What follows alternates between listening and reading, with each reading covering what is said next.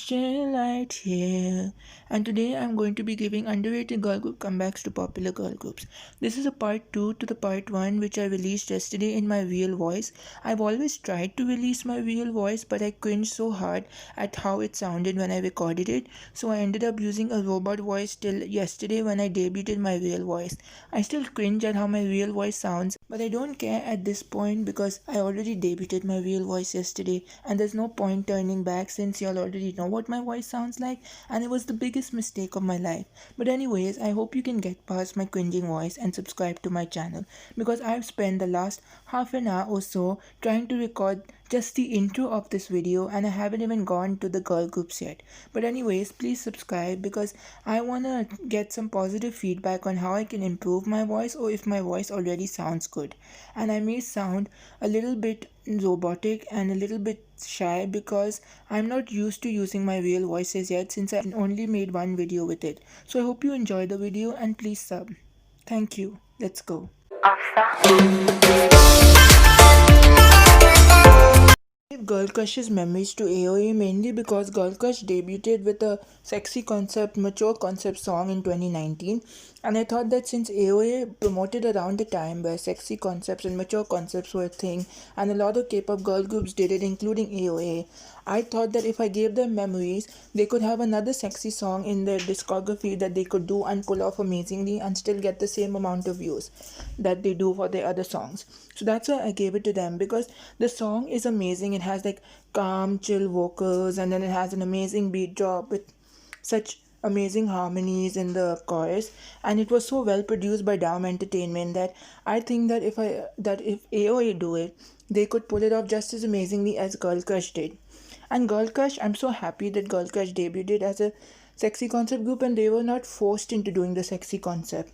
That they did it on their own and that one of the members of Girl Crush, Bomi, asked her friends and they formed the group. I'm so glad it's not the Stellar situation because whenever someone sees a sexy concept group, they hope it's not the Stellar situation. Like when they see Camilla or when they see other groups like Leisha, people see that they're doing a mature concept and they're scared for them seeing that, hoping it's not the Stellar situation. But I'm glad Girl Crush's debut was in a Stellar situation and they did it for fun because they love to do the sexy concept. So that's the main reason I gave it to AOA, not for any other reason but only because AOA pull off the sexy concept amazingly with the few songs they did, like a cat or excuse me or the other songs Miniskirt, etc. So that's why I gave it to AOA.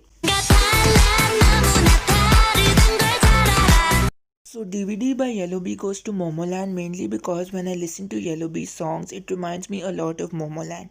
Like Yellowbee's song If You Love Me reminds me a lot of Momoland's debut song, like a more fun, elegant, happier type of a vibe. And when I listen to DVD by Yellowbee, it reminds me a lot of Boom Boom and Bam. Like Boom Boom was a song that got Momoland super popular and they have 474 million views on Wonder K with Boom Boom. And then they released Bam, which is also as highly viewed as Boom Boom. It's at 200 million plus views on Wonder K. And even when they released I'm So Hot and Thumbs Up, they were different songs but they still had the Boom Boom elements with them. And even when they released their comeback song Ready or Not, it was a completely different song, but I could still hear slight boom boom elements in it. So I thought giving DVD by Yellowbee to Momoland would be a perfect choice because MLD loves recreating boom boom in different songs because a lot of companies do this. They recreate a song that made a group popular and they make like a newer song that has the elements of the older popular song so that the group remains popular, remains relevant and more fans stream. So I thought giving DVD by Yellowbee would be amazing because it has so much of boom boom elements. Like it has the intro music, it has the post intro dance music, it has the verse, the second part of the first verse, the pre-chorus, the chorus, the post-chorus beat drop, the rap that comes in the second verse of Boom Boom and Bam, and it has like so many similar structures. And I thought that by giving DVD by Yellowbee, they wouldn't stray away from the recent sound that MLD has given them because they got popular with Boom Boom, and they would continue getting fans because even though fans don't like when a group releases the same structure songs again and again, they would still continuously stream the song because it's catchy and get stuck in your head, and that's why even if it's the same structure, they would still stream it because it's a bop. Hey, go. Hey, hey. Girlkind's debut song Fancy goes to ITZY mainly because of the dances, and I've never seen an underrated group have a dance as amazing as Girlkind has, because Girlkind have such on point amazing dance skills that even though I've seen a lot of companies train their girl groups well and they have good dances, but like Girlkind have such amazing dances that are on par with any popular group like Twice, ITZY, or like Stray Kids, or like EXO, or like someone like BTS, or anyone from Big Hit and stuff. So Girlkind's dances are amazing, and the song is pretty well produced and amazing too, because it's like we're the girls with the fancy what, we're the girls with the flashy what, like that. So basically, it's like a song where they say that we're fancy and stuff like that. So it sounds like ITZY's concept too. Like ITZY's concept is about being different, and Girlkind's fancy has a similar vibes to that. Like we are fancy, we are this, like hey, with the girls with the fancy what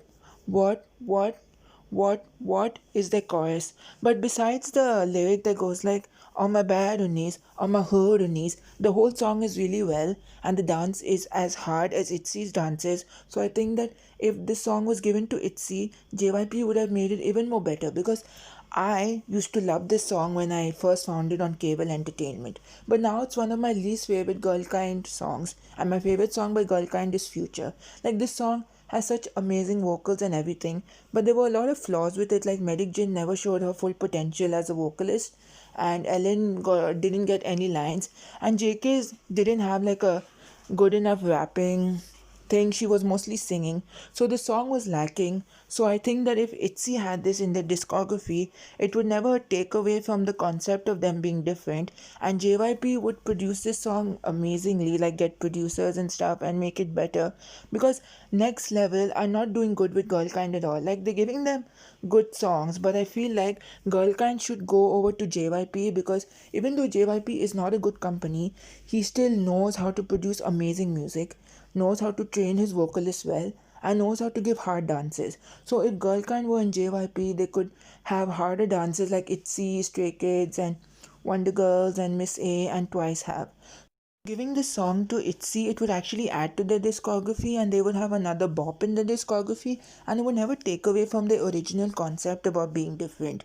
Because I think, I'm not sure, fancy is about that only. Like that Girlkind says they are fancy and they are like being themselves or whatever. So I think that since Girlkind have such an amazing dance for this song, and the song is actually pretty good. It's not average, but it's not the best. I think that if ITZY had it in their discography, they could make it better, and they could have like a hard dance just like this, and they could make it so good, and that it could be a perfect ITZY title track, because even though it fits Girlkind's discography well, I think that ITZY could pull it off amazingly. I gave Tweedy's Bad Boy to Dreamcatcher mainly because Dreamcatcher is a K-rock focused group now, and Tweedy's Bad Boy is a K-rock song, and I thought that since they're both the same genres, they would fit perfectly together. Even though Tweedy's Bad Boy is a more calmer rock sound than what Dreamcatcher does, which is a more hard-hitting sound, I still gave it to them because I want Dreamcatcher to have some calm rock songs in their discography, because every comeback they release has a more hard-hitting rock sound, including their songs like Scream, Boca, even their debut song Chase Me, then they had Good Night, You and I, Sahara Desert, Deja Vu. All these songs were hard-hitting K-pop songs. And the closest I've seen Dreamcatcher do a more calmer sound was And Then There Were None Left, which was a special clip, and that is such an amazing song. So I think that if they had this song in their discography, they could have a calmer song that fans could enjoy, because every comeback they release is hard-hitting and amazing. So if they had like a much more simpler comeback, it could still be amazing and they could still get views for it, because Dreamcatcher is getting popular in the K-pop scene nowadays because of their different rock sound, because a lot of groups do girl crush, cute, and do angelic concepts. So Dreamcatcher is standing out by doing the rock sound. So if they had this other rock song which was a more calmer sound, they would still have the views and they wouldn't lose any fans. The last song for this video is Lime Soda's Wave, and I gave it to (G)I-DLE mainly because (G)I-DLE debuted with Latata, an EDM song. And since they are a no concept group like Red Velvet, they don't focus on one concept each comeback. They could do another EDM concept and get more fans, more views, more subs on their channel, more album sales, and they could grow even bigger, and even the company could go bigger, and they could get even more worldwide popularity, that they could debut abroad also and come on more abroad variety shows and stuff, because (G)I-DLE always releases high quality comebacks every time they have a comeback, and they could have another EDM concept and pull it off amazingly. Even though the song has no rap parts, Soyeon has an amazing producer and writer could fit in a rap part in there.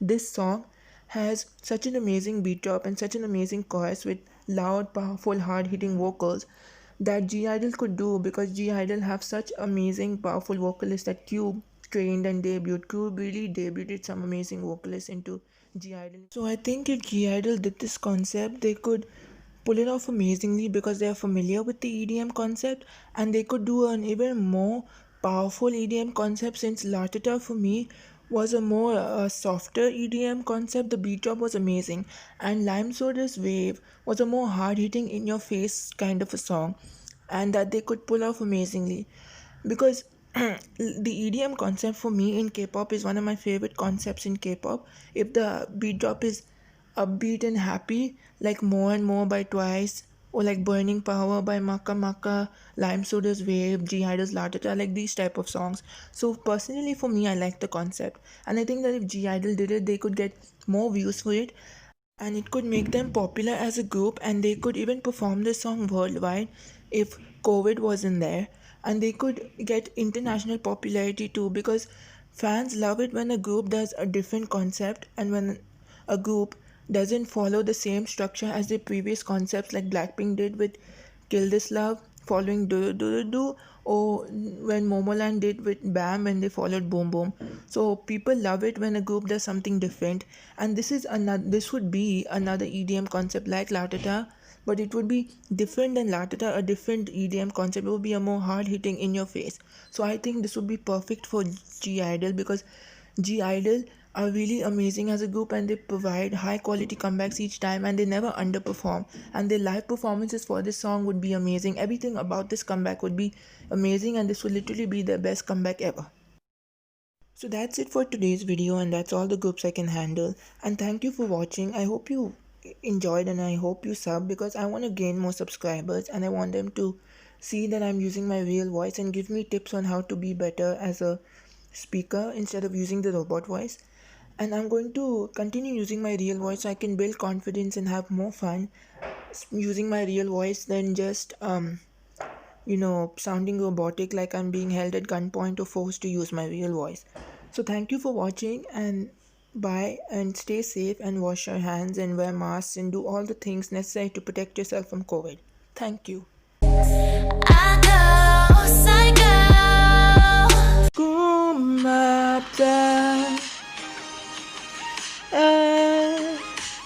kumapta, subscribe for